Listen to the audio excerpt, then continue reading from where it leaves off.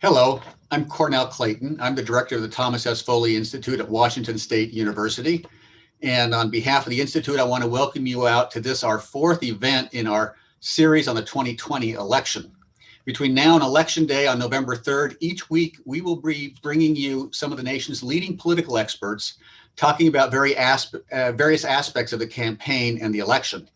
All these events are free and open to the public. We live stream them to our YouTube channel where you can view them live or see them later as taped events. I want to thank the College of Arts and Sciences at Washington State University for their support of this series and for their continued support of the Foley Institute.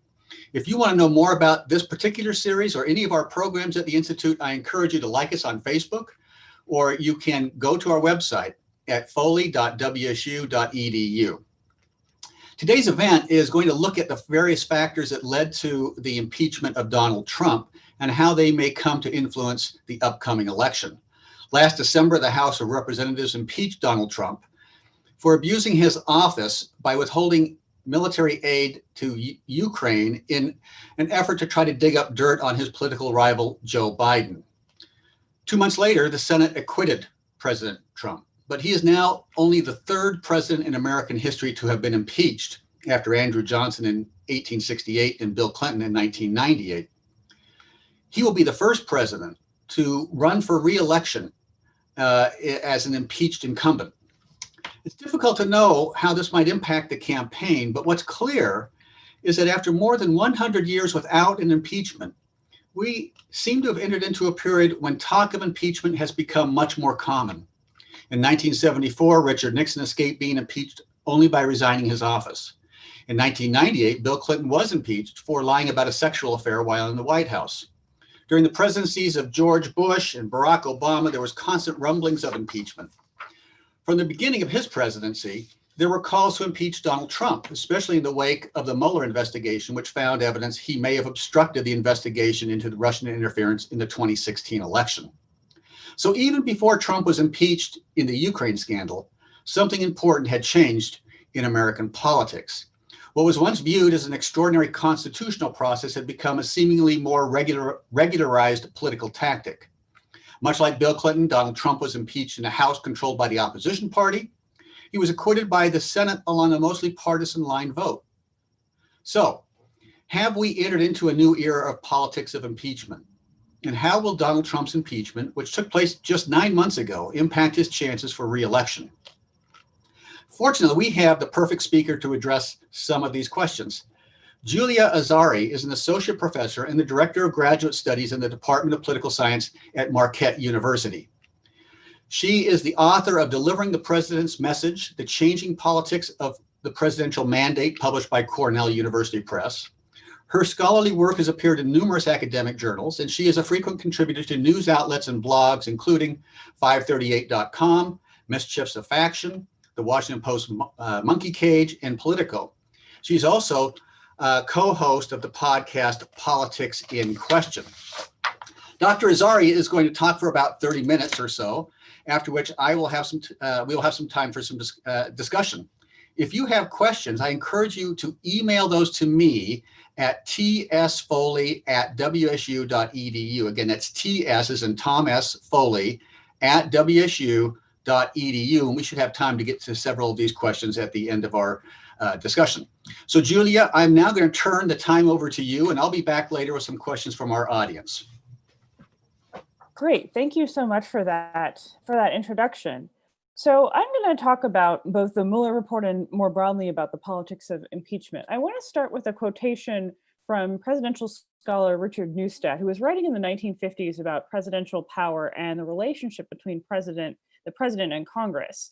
And he writes, "What the Constitution separates, our political parties do not combine." Instead, he argued, the distinct branches, the president and Congress, had different political goals and incentives, and that it was a challenge for the president to bring Congress into his agenda. It's no longer clear, though, that this is at all true, and it seems like the political parties do, in fact, combine what our Constitution separates. I think this is a really useful and important lens in thinking about the Mueller report and the politics of impeachment. We want to think about this, I think, as as a series of relationships among the president, the political parties, and the Congress.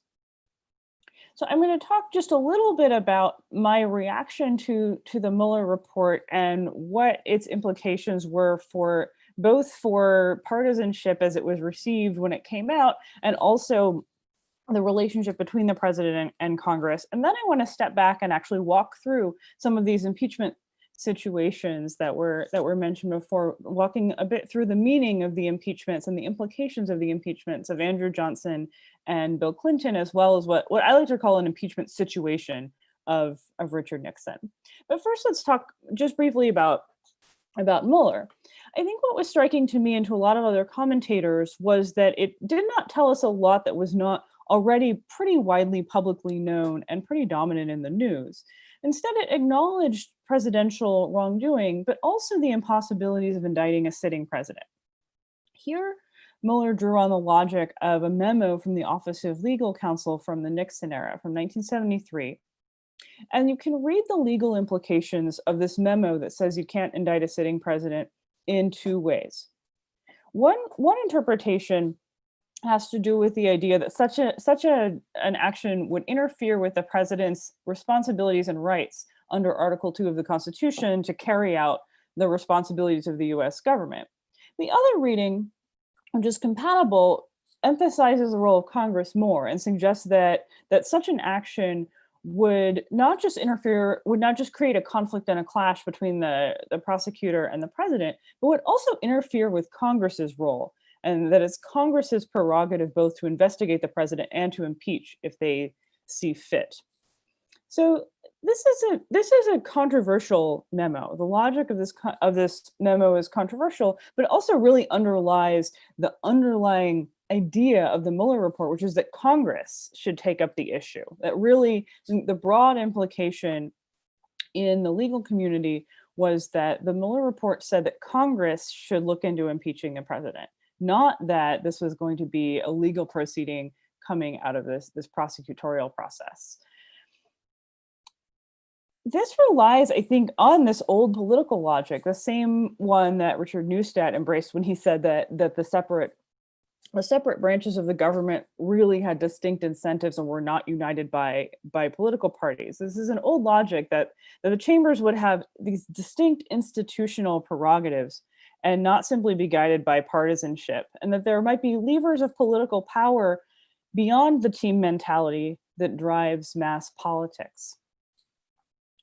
I think that this is really what frames the Mueller report going into the Trump impeachment, is this idea that on the one hand, you have a kind of institutional and constitutional framework that Mueller and his team seem to be trying to work within and trying to draw on legitimacy from. And on the other hand, you have the partisan realities of American politics. I think we can get more purchase on exactly how this shaped the Trump impeachment and the implications moving forward for the 2020 election by stepping back and thinking about contested interpretations of past impeachments. So a lot of commentators, myself included, have spent a lot of time puzzling out whether impeachment is a legal or a political process. What are those different kinds of aspects? Is this just another weapon in an increasingly all-consuming partisan battle? But I think that this legal and political distinction is not very productive in the end. And they conceal more ideas that kind of fall under either of these umbrellas or fall at the intersection between the two than they illuminate. So I want to think about these past impeachment crises and situations as having multiple interpretations and multiple facets. And we can kind of break this down into the ways in which impeachments have been about the president, the character, and the behavior of the president, the person in office, about the presidency, the institution, and its relationship with other constitutional branches of government, and the president's relationship with the political parties, both the other party, but also increasingly what it tells us about the president's relationship with his own party. So I want to start back with Andrew Johnson. We're going to go back to 1868. And this is an impeachment where I think it's kind of recently come back on people's radars, and there are still a lot of different interpretations. The one that I had initially learned was that this was mostly about partisanship, it was illegitimate, and probably illegal, and it was really just about a conflict between Andrew Johnson, a kind of partyless president, former Democrat who joined the Union ticket with Abraham Lincoln in 1864 and then became president after Lincoln's death, and the radical Republicans in Congress. But it's not the only interpretation. There's also the interpretation of legal scholar Keith Whittington, who argues that fundamentally this was a constitutional clash. It was a clash about the control over the civil service and the patronage machine that made 19th century politics go. And that this was politically important, it was constitutionally important, and it was actually a struggle in which these articles of impeachment that were about the Tenure of Office Act, they were about the right of the president to fire a member of the executive branch without Senate consent, that even though Johnson narrowly escaped impeachment, that by pushing back, Congress actually reasserted its control over the executive branch, over the civil service for another several decades. So it was constitutionally consequential. But it wasn't just about the Constitution. And historian Annette Gordon-Reed has also pointed to a series of questions that I think were part of the public conversation in the Trump impeachment, which is, what do you do with a president who seems lawless and who seems to have an objectionable character and who seems like they might be racist? These are all questions that certainly were floating around during the Trump impeachment, and there were questions during Andrew Johnson's time as well. What do we do about a president who at least some segment of the public really thinks is unfit for office? So the Johnson impeachment, as I said, has this sort of partisan interpretation, but also had this broader political impact, this impact on the relationship between the president and Congress. What about later impeachments? Arguably, I think that you can find some interesting commonalities here between Watergate and Nixon and the Johnson situation. So I refer to this as the impeachment that wasn't. Constitutional scholar Brian calls this the would-be impeachment.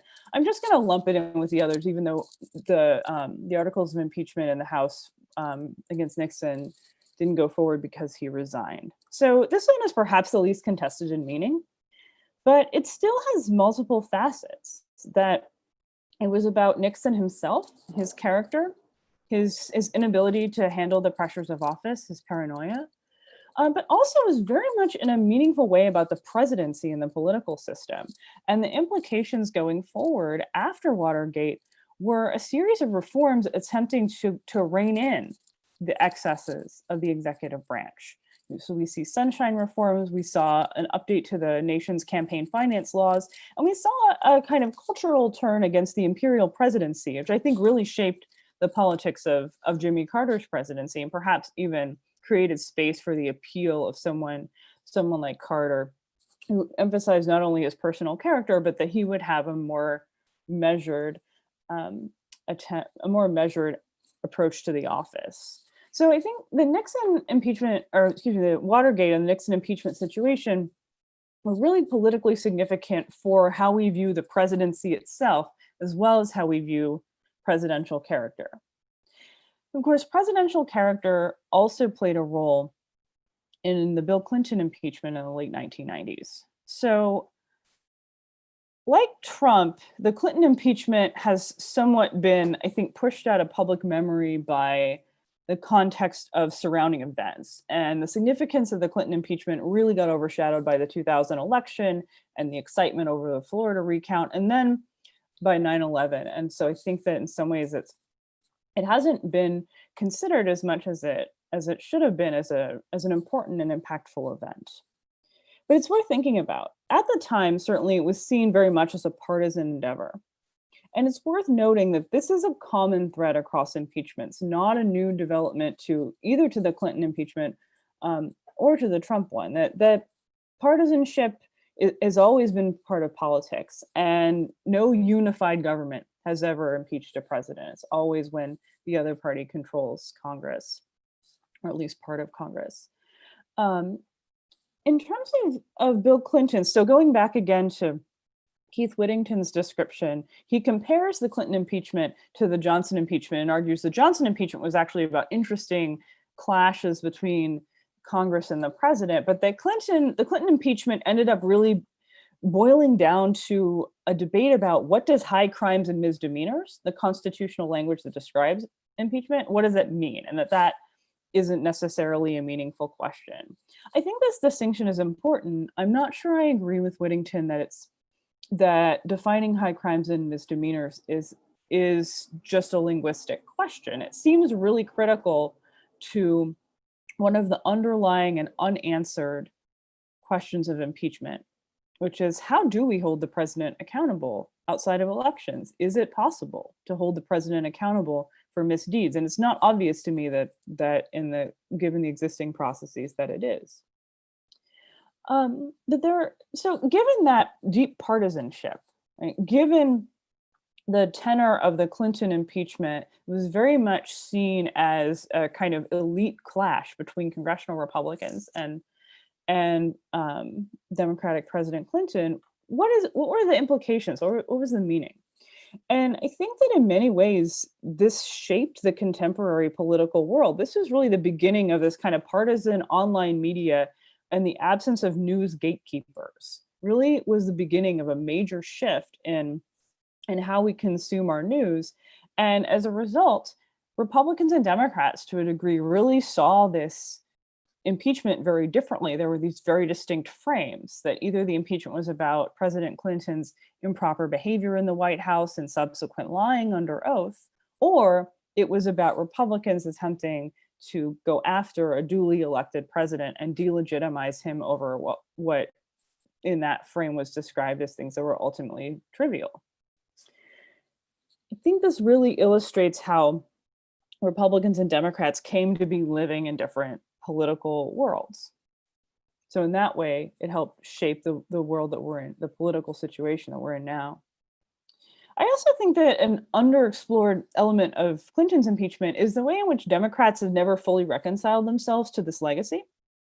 And I think this is still something that persists in the party today. There was a small amount of controversy around Bill Clinton's appearance at the recent Democratic National Convention. And this also, Bill Clinton and his past and accusations against him and the way he may have behaved toward women also, I think, played a role in 2016 in Hillary Clinton's bid for the White House.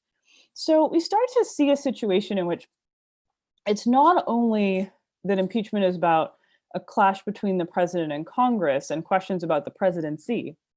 And it's not only about a clash across parties, which is probably more of a constant in American politics than a variable, but it's also about the relationship between presidents and their own parties, and how as political parties become more presidency centered and presidents become the driving force behind partisanship, they become the main symbol publicly of their parties, that it's more and more challenging for their parties to figure out how to respond to an impeachment crisis and to this sort of indictment of their leader, public indictment, not legal indictment. So this brings us to the Trump impeachment.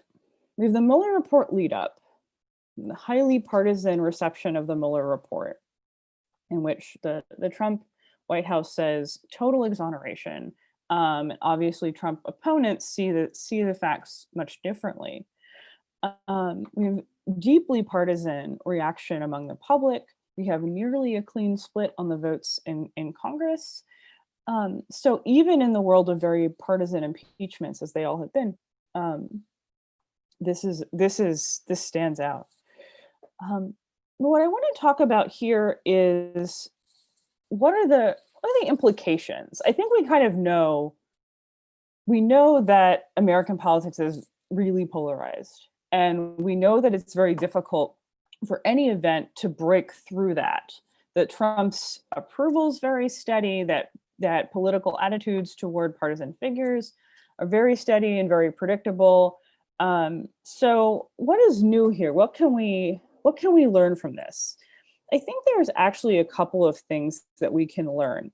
And first, we can look at the relationship between Trump's impeachment and Democrats and how this might matter downstream for his election.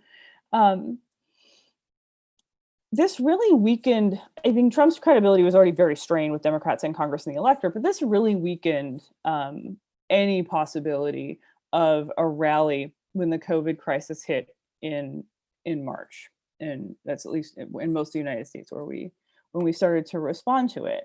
And I think that has potential downstream effects for Trump's reelection, and certainly for the way politics have unfolded in 2020. That would have been unlikely under any circumstances, but it really finished off any possibility of a kind of rally in public opinion that presidents used to enjoy during a crisis.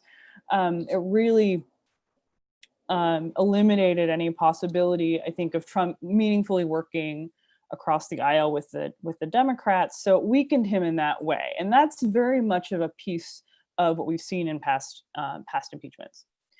But it's Trump's relationship with his own party where I think that there are some more complicated dynamics that are worth exploring.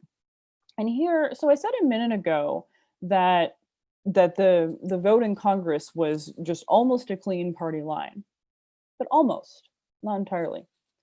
And one of the most important elements of this, and the most interesting things that happened in February in that impeachment vote, is that the first senator to cast a vote against his or in favor of removing a president of his own party, Mitt Romney, did so, cast such a vote.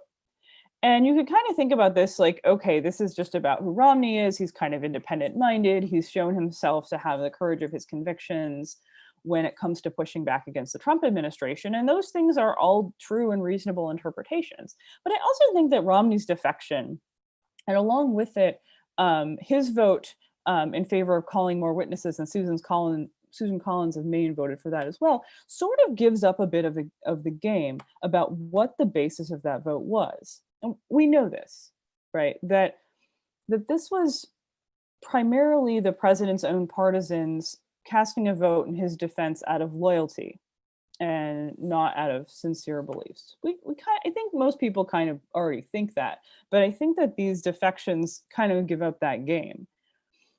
And that actually tells us something about the relationship between Trump and his party. At the time, I, like most people, read this as Trump controls the Republican Party. His partisans support him. And as a result, members of Congress in the Republican Party are powerless to push back. I think that probably is accurate.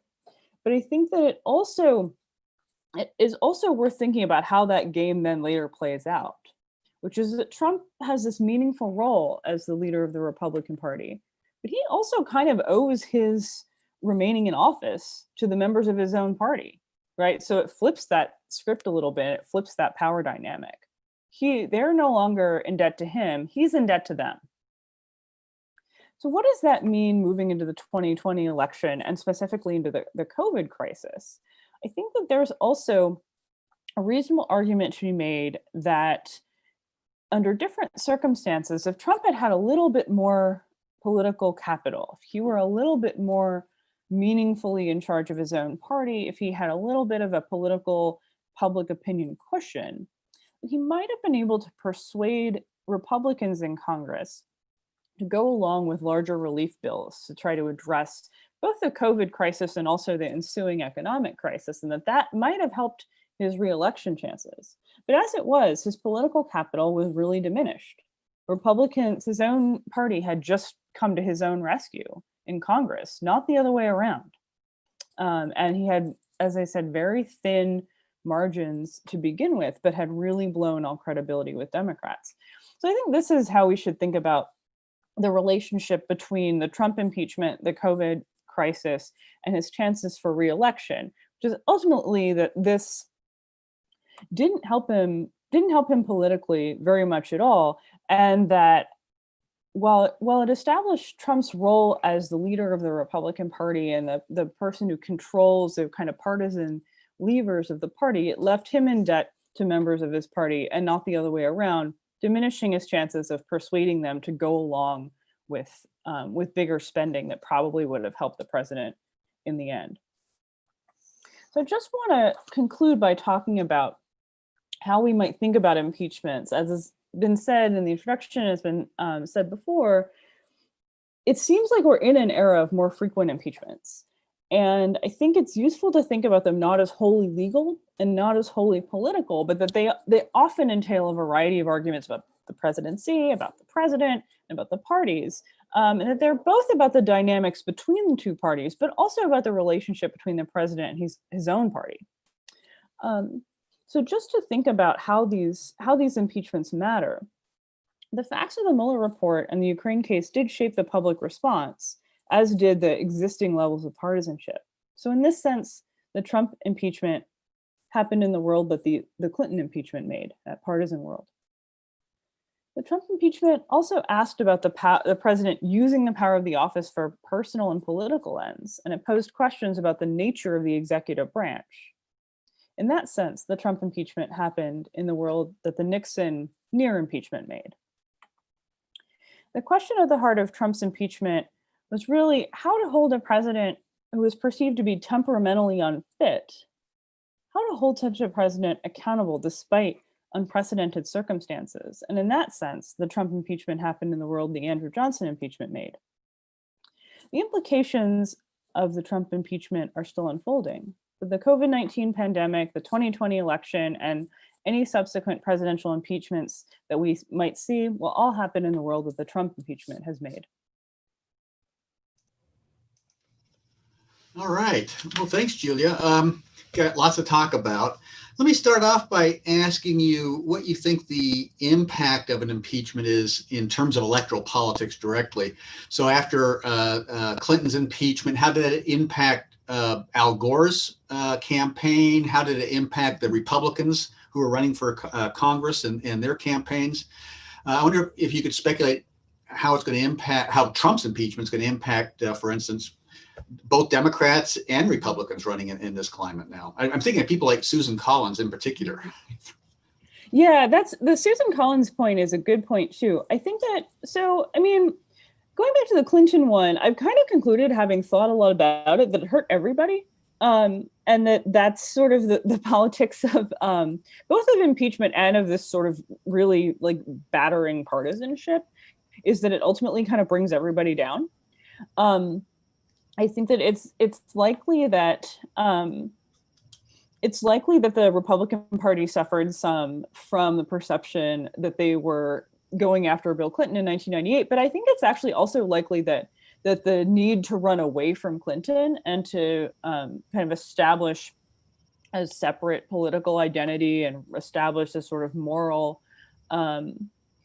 credibility hurt Al Gore in 2000. And in terms of how that's going to work in 2020, I think it's complicated because I think that the impeachment has really been lost in all of this other stuff. You're probably right about Collins. I think that it is worst for what political scientists would call cross-pressured senators, Republican senators who are up for re-election and who are in purple or blue-leaning states. So Collins is the perfect example of that. But we're also now seeing Republican senators in trouble, and in other purple or trending purple places in North Carolina, even Arizona. In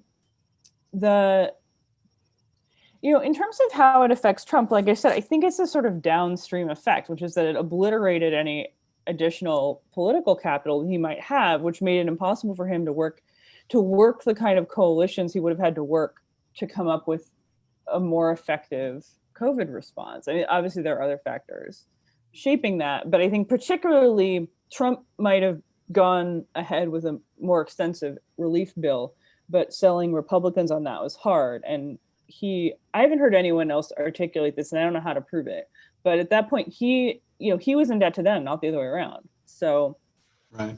A more popular president might have been able to. So Ashley Willoughby asks, do you think we're going to see an increase in impeachments going forward, or is this something we're going to see in almost every presidency now because of the level of polarization we have? I don't think almost everybody. I think it's a great question, and it's obviously impossible for me to know. I think that you have to have something other than deep partisan animosity and even divided government. Like that is a necessary but not sufficient condition. It didn't happen for Obama, for example. I think you do have to have some kind of credible story about why a president deserves impeachment. I also think that this again goes back to the president-party relationship. It's easier to do for some reason when the president is someone who is sort of run against their own party as well. You kind of saw this with Bill Clinton. You certainly see this with Trump, and that's even the case with Johnson, who was a president without a party at all, simply because their presidency becomes more about their character, and that opens up to these kinds of criticism. So I think we might see them every 20 years. I don't think we're going to see them every time. Okay. Robin Valdez asks the question, why do you think the Republicans came to Trump's rescue? I mean, especially I think in light of the evidence that was there that he did misbehave. Is it just party loyalty, or did he have something on the Republicans, she asks, or what was going on there? Yeah, I think it was loyalty. I think it was this sort of, I don't know if I'd quite conceptualize it as loyalty. I think it was sort of team fealty, team politics. And this is, I think, the general sense here. I know a couple weeks ago, you all had Liliana Mason, and she's written this wonderful book about parties as kind of team identities, and that winning has become really important in partisan politics. I think that's essentially what it was. I think there's not a lot of space in partisan politics for a senator or for a representative in the House of Representatives to step back and say, hey, our team might have to lose this one because our president is going to have to be removed from office, but it's the right thing to do. There's just not a lot of room for that because people's identities are so much at stake and on the line, that taking that kind of loss is really painful. That's what I think was underlying the politics of that. Okay. Malia Lakaitis asks, I'm sure I got that name wrong, by the way, but she asks, given the fact that Trump is running a campaign that seems to be fairly normal, I mean, in terms of party support, and may even win the re-election, what impact would that have, or will this have, on the idea of impeachment as a mechanism for accountability going forward? I mean, if there's no consequences to being impeached, how are we going to think about our ability to keep a president accountable? Yeah, that's a great question. And I think that question also, I mean, Clinton wasn't up for re-election, as you noted, in 2000 because he was term limited. But I do think that was like a lesson that people took from the Clinton impeachment, was that it actually helped him. I don't know if that's accurate, but I think that's a very common perception. I think this question is really useful to think about in conjunction with the one before about will every president be impeached? No one is really clear on what the political costs are, who pays them. I think, as I said in both the example of the Clinton impeachment and in this Trump one, that the consequences are kind of downstream. It's a very politically costly mechanism in some ways. And I think that also will contribute to making them less frequent. I do think that there is a growing sense that impeachment doesn't really hurt the president, isn't really effective in holding them accountable. It's not clear what other options there are. So I think in the space between those two questions, we have, well, it will happen sometimes under some conditions, but with great skepticism and I think a decreasing feeling of efficacy. Yeah. So actually related to that, Robin Meyer asks if Trump continues to make false statements regarding the election and tries to undermine voting rights, should Democrats impeach him again? Yeah, that's a fascinating question. Yes, thank you. Linda Meyer. I don't really want to say what I think Democrats should or shouldn't do. As a political scientist, it would certainly be both interesting and frustrating for me if they did that in the middle of an election campaign. And here's how I would think about that. I think that if enough people in the Democratic caucus in the House think that is warranted, they should do it. And if people in the audience here think that they want their rep to take those steps, they should call and they should say that. And that it would be good, actually, if we took politics more seriously during an election and didn't see elections maybe as kind of the only thing that can happen that year. I think that would be good, and it would be useful to refocus around whatever people think are the most important points, and also to focus around the ways in which it's not solely on the people to hold the president accountable. The Congress, as I said in the beginning of my talk, is supposed to be a separate branch. So, without weighing in specifically on the merits or on things the president has said, I think there's nothing wrong with that if you think that's appropriate. Yeah. So Griffin Grubb asks an interesting question. Do you think the media framed the Clinton impeachment any differently than it framed the Trump impeachment? That's a great question. I do think that they did. I think that the Clinton impeachment was, and there's some interesting research about this, that there was a substantial amount of framing that framed it as a kind of Republican witch hunt. And I think that frame in 2020 and 2019 was more limited to niche conservative media. So that might be partly a function of that media fragmentation, which, as I argue, kind of begins with the Clinton impeachment, or it might be a function of the way that members of the kind of middle of the road legacy media read the situation. But yeah, I do think they framed it differently. Okay. Alex Hammond asks, do you feel like Robert Mueller could have been more effective in responding to the criticisms of his investigation and led, produce more credibility behind the report? Yeah. So, in thinking about putting this talk together, I listened to a whole bunch of podcasts on the Mueller report. There's one called The Report by the Lawfare blog that's really really weighty and meaty. It obviously kind of, the Lawfare blog has been pretty anti-Trump, but I came away from that podcast thinking, I am glad I am not Robert Mueller. I think that he had an impossible. Aren't we all? Yes, I think I'm not alone. I think he had an impossible task. I think that doing what he wanted to do and trying to make it kind of, to use the questioner's language, more effective politically, would have delegitimized the exercise that it was, right? I think he was very much operating in this old kind of Watergate paradigm of, well, we can kind of assume Congress will have its own institutional prerogatives, that Congress will want to defend itself. And even that was very much forged in partisan dynamics, because Congress had been controlled by Democrats for so long, and congressional Democrats, many of them hated Nixon. So, I don't know that Mueller's kind of operating in this very legal and institutional framework could have effectively merged that with partisan imperatives. And if he had tried, and I don't know quite, what he would have done. So I think he had a really difficult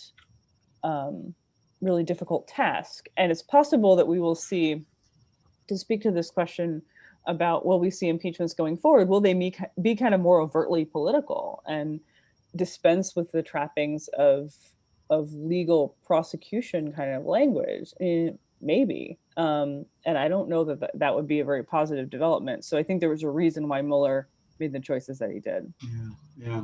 So you've talked about some of the broader factors that are leading to increased impeachments, the move towards presidential-led parties and polarization, et cetera.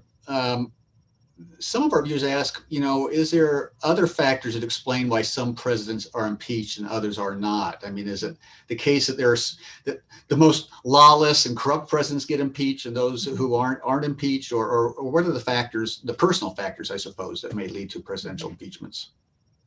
Yeah, so I have kind of a pet theory about this, which is that it's actually about race, which probably sounds sort of counterintuitive given the circumstances. But I think it's not a coincidence that and this doesn't really explain Clinton, but the most profound, I think, kind of impeachment crises have occurred when the previous president has done something to kind of upset the racial balance and to move the country forward on some of those questions. So you see Abraham Lincoln is the president who is instrumental in ending slavery, LBJ, and civil rights. And then Obama kind of ends this colorblind consensus. And I think in his presidency pushes people to think, at least to have to confront race. It's no longer possible to pretend it doesn't exist. And when that gets merged with presidential power, I think it cracks up both parties, and it lends itself to these backlash candidates and backlash politics. And then it's really hard to reestablish legitimacy. Those presidents are being asked to kind of take the country backward, which they can't do. And they aren't going to keep moving on that same trajectory. And that trajectory typically tends to have never been enough, right? It's opened up these new questions and changed everything. And so I think that actually makes for the politics of impeachment. And I know that's not typically how we think about it, but that is my pet theory, and I'm working on that paper right now. All right. Katie Langston asks, given the fact that there's this correlation between increased partisanship and polarization and impeachment, what would be the effect of having a viable third party? Would that lessen the move towards extreme politics like impeachments, or would it just throw everything into chaos? Yeah, it's a good question. It's hard to imagine because there's so many relevant variables. I certainly have a colleague and friend, Lee Drutman, who has written a lot about this, about how he has a book called Breaking the Two-Party Doom Loop, where he argues that if we have multiple parties, that we won't have this kind of team winning kind of competition. I'm not sure about a third party, and it's not clear to me how this interacts with the presidency. So my concern is that this would actually make impeachment worse, because we would have presidents who were elected with only like a third of the vote, or 40% of the vote, and that would actually make their political situation that much less stable and make it that much easier for opposition coalitions in Congress to form. But that's speculation. It's partly based on some experiences in other countries, but it's not clear to me how a multi-party system operates with a strong presidency that we have. Yeah. Jim Castrolang asks, should the impeachment process be reformed, and how would you suggest reforming it if it should be? Yeah, that's a good question. It seems to me that it's not clear that impeachment does what it was intended to do. And I actually don't know how to fix the presidency. It's necessary that the presidency have a certain amount of leeway in order to enforce the laws. And then when someone does that in a way that seems, sort of for their own personal or political gain in a way that crosses lines and violates norms, it's not obvious what we do. It probably would be useful in terms of the kinds of reforms that are possible, right? It might be useful to have some clarification on what high crimes and misdemeanors might mean in context, or what, maybe even more importantly, how obstruction of justice, which is a common phrase in presidential impeachments, how that plays out, what that means in practice, and that might make it a more legal and more institutional process and institution, as opposed to one that's really born in parties and legitimacy. So those are some things I can think of. Yeah, Linda Meyer asked a second question. We've seen an increase in impeachment talk and impeachment of presidents. What about other figures in the president's cabinet? For instance, there's been a lot of discussion about impeaching the Attorney General Barr, for instance. Why haven't we seen an increase in those types of impeachments? And is that a possible way to hold an administration accountable short of a presidential impeachment? Yeah, that's a good question. I mean, I think in practice, no, it doesn't seem to be a good way to hold an administration accountable. I think this again goes back to the fact that it's very unclear who wins in impeachment, and there's lots of possible arguments about who might lose. And it's very costly, and you're really taking a gamble with public opinion that, and I've certainly seen this, right? I'm friends with a lot of lawyers who are unhappy with the way that Bill Barr is running the Justice Department.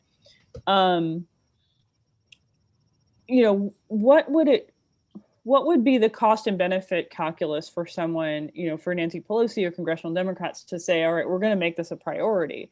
That you run the risk that comes at the expense of other business you could at least attempt to be working on, particularly when you know that it's not going anywhere in the Senate. Although, to be fair, in split chamber government, nothing is going anywhere.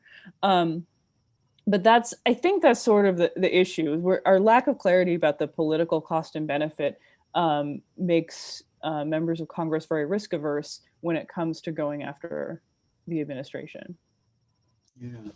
Well, and somebody else asked the question, what's the impact of impeachments on general public trust in government, more generally? Does it negatively affect our way of thinking about our government, or is it benign? Yeah, so that's a great question. There's sort of a different answer for the recent impeachments. We don't have public opinion data from the 1860s.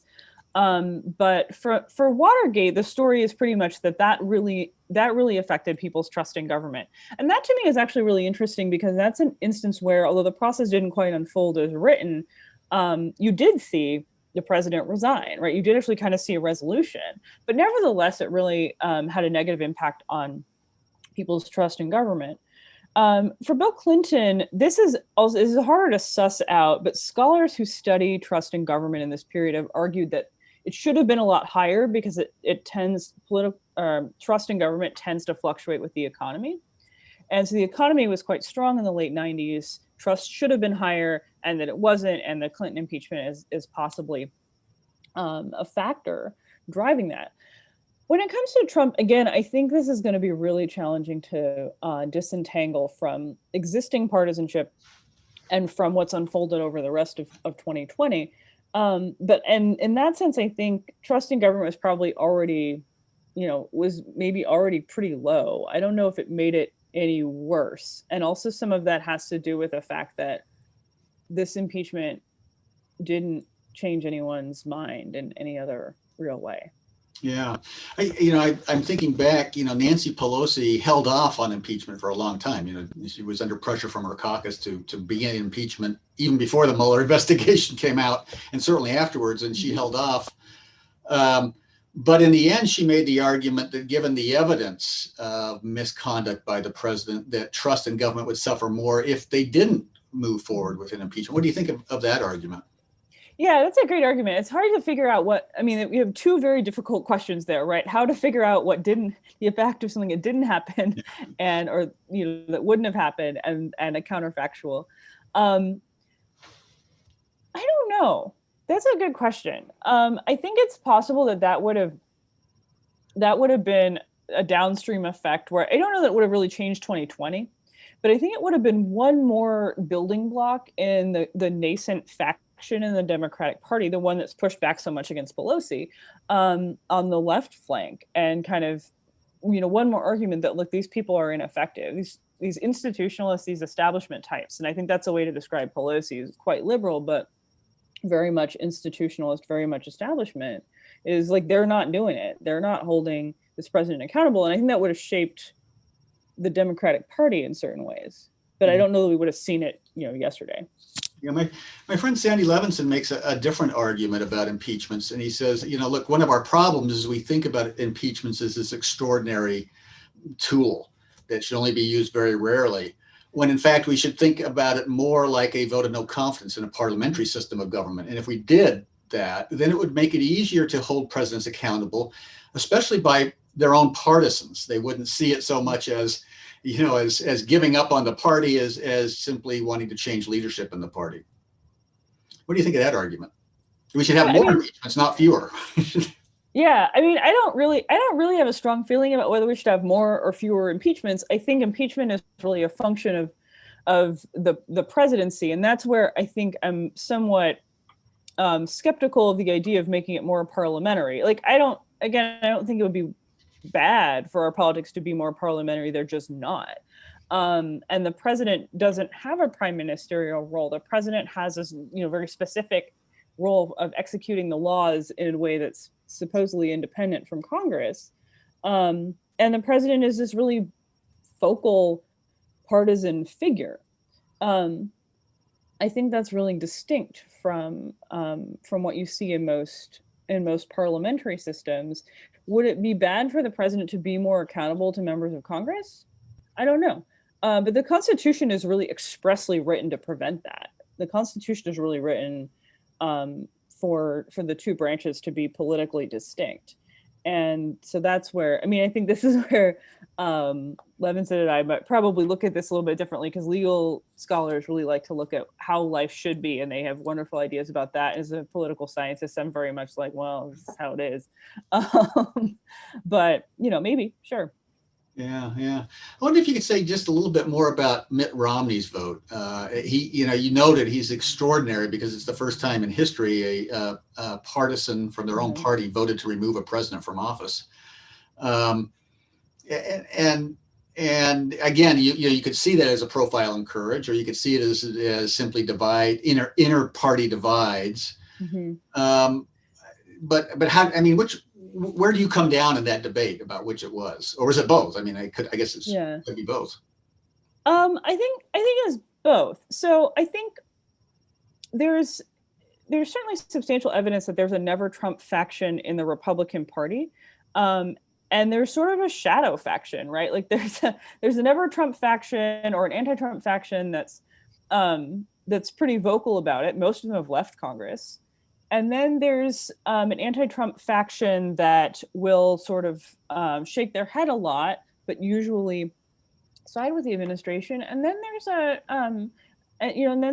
there's Mitt Romney, who seems to be one of the few people who's remained in Congress and who's willing to be pretty vocal. So I think that it's both, right? He's a rare member of a larger faction who will more clearly act on that. I think some of it was political and was about his constituency. So it was not to detract from the courage that it takes to push back against everybody you have worked with for your entire life. But he represents Utah, which is not only very solidly Republican and very solidly in Romney's camp, but also has been a kind of seat of a kind of conservative anti-Trump case, and other conservative anti-Trump figures like Evan McMullin. So I think that's part of the Romney story, but I'm still puzzling with it a little bit. Yeah. Okay. Dylan Good asks, would you say impeachment is the weakest check in the federal government, given its partisan nature and poor success rate? Or is there other more effective ways to check a president? Yeah, that's a great question. Maybe I hadn't thought about it in those terms, but elections are okay as far as checking a president. Incumbent presidents do seem to have quite a bit of an advantage in modern politics. I think that it's not clear to me that impeachment is super distinct from the rest of what Congress would do to check a president. That to me seems to be of a piece, as I said in the beginning of the talk, that this is really about the incentives of members of Congress increasingly aligning with presidents of their same party. But I do think, to go back to something I said before, that impeachment also suffers from the weakness of not being very clear. Oh, go ahead. Sorry.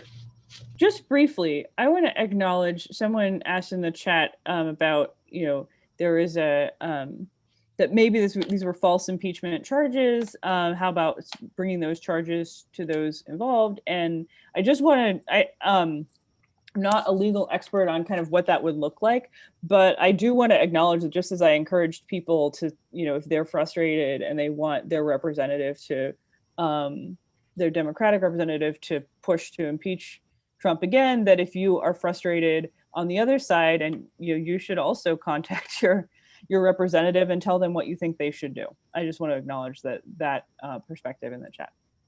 Right. Yeah, and I didn't know how to frame that question, to tell you the truth, because the question of bringing charges is I think problematic. John Johnson asks, given the nature of the partisan rally around the president during an impeachment process that you've outlined, what's going to be likely to happen with Republicans if President Trump challenges the vote count in November and he loses? Is it likely that Republicans are going to stick with him, or do you think they'll abandon him at that point? I really have no idea. This is the question that's, I think, keeping a lot of people up. I don't know. My guess is that it might be split, depending on the facts of the case, depending on how close the election is, depending on what the president says. But it also seems that while Republicans have generally been fairly loyal to Trump, that there has been pretty consistent pushback on things that really violate both norms and underlying values and also the law. And that I think we should expect some substantial pushback, particularly for people, going back to this question of political capital, for members of Congress who would like to keep running, right? For members of Congress who would like to further their political careers, they may see that as kind of a breaking point. But I think it will depend somewhat on the circumstances. Okay. Well, I'm afraid our time is about up. Before I thank our guest, let me remind you we have two events coming up next week. The first is on Tuesday. We have Chris Parker from the University of Washington. He'll be talking about protests, race, and politics in the election. That's at noon. And then on Thursday, the 24th, also at noon, we have Mark Hetherington from the University of North Carolina, who'll be talking about politics and the pandemic and how that's going to play into the 2020 election. So I encourage you to join us for those events. And again, if you want more information about any of our events, you can like us on Facebook and you'll receive these notifications of upcoming events. But also you can go to our website at foley.wsu.edu. And now I want you, I hope you'll all join me in thanking Julia Azari for a really interesting conversation about the Trump impeachment and how that might impact the 2020 election. Thank you very much, Julia. Thank you. All right. We'll see you all next week.